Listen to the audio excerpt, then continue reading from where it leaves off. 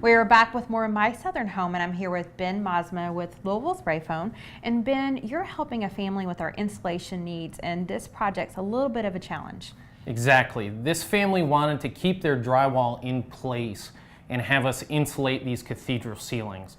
So what we're actually doing is coordinating with a roofing company. All the roof is being taken off, and we are actually spraying down from the outside of the house. So are you working behind the roof company to do this? Yes, roofing crews are really great because they're very efficient with what they do. And so the roof came off, we have our opportunity to get in there and actually insulate, and then it will all go back on. So you're insulating the inside of the walls as well from the roof? We are not actually handling that part. Okay. So the big question that always gets brought up is, do I need to take my drywall down? The answer is no. If we were to do the walls, the siding could actually come off, and we could do the same thing from the outside of the house. We've done that many times. And Ben, what are the ABCs when it comes to insulation and making sure your house is secure? Yeah, that's great. The first places we look at are your attics. So that is the most important spot because that is where all your heat in the winter rises up and leaks out of your house. And in the summer, that heat is actually coming in from the sun and the shingles. Then we'll look at the basements or the crawl spaces.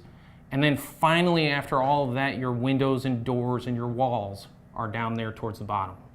So you don't always have to do the entire house at once. You can start with, the one major problem in your home, and you can help them decide what's the best place to start.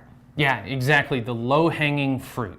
Is the easiest spots to get to, best bang for the buck, easy to get to that we don't have to remove drywall.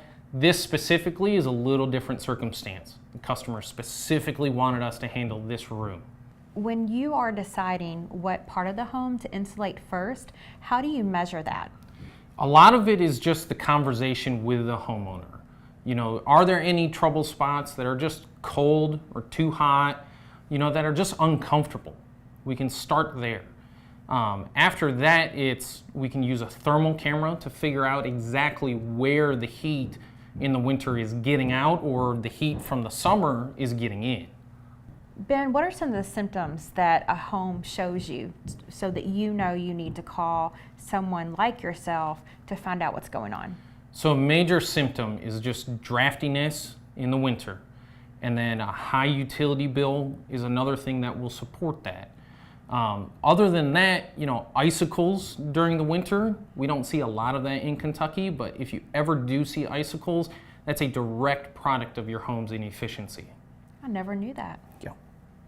So tell us about the different types of insulation that you guys use to secure a home. So this house originally had fiberglass up in the vaulted ceiling. That is done to building codes, and it's not wrong. It's just not enough. So we are using spray foam insulation because it's a complete air barrier. It's the insulation, and actually will provide a lot of moisture protection in this case as well.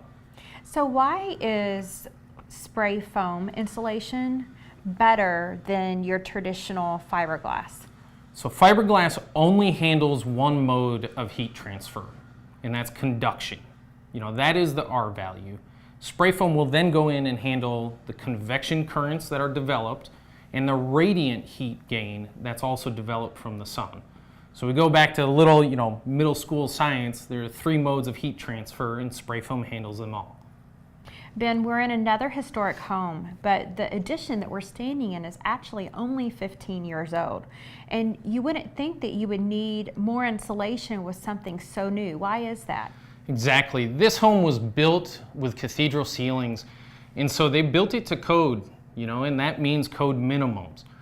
We see this a lot with brand new houses where they have the nice bonus room, the nice cathedral ceilings. The exact same problem happens even with a brand new home. So we're coming in with spray foam, exceeding the code minimums, and really solving the problem at hand. And you're able to do this very non-abrasively. You don't necessarily have to take out walls in order to insulate your home. Yeah, exactly. A lot of times with spray foam, we prefer an open space to work. It expands up to 300 times its liquid volume. So if you were to put it in behind a wall, it could cause some problems. So here they're actually taking the roof off and giving us that open area from outside.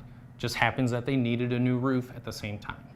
Ben, it sounds like spray foam is so much more efficient. So if you're getting ready to do a remodeling job or you're getting ready to build a brand new house, it sounds like you should make sure that spray foam is part of your insulation plan for your home. Absolutely. If spray foam can't be the whole insulation package, there are very specific spaces that we want to look at to really maximize your new house or addition.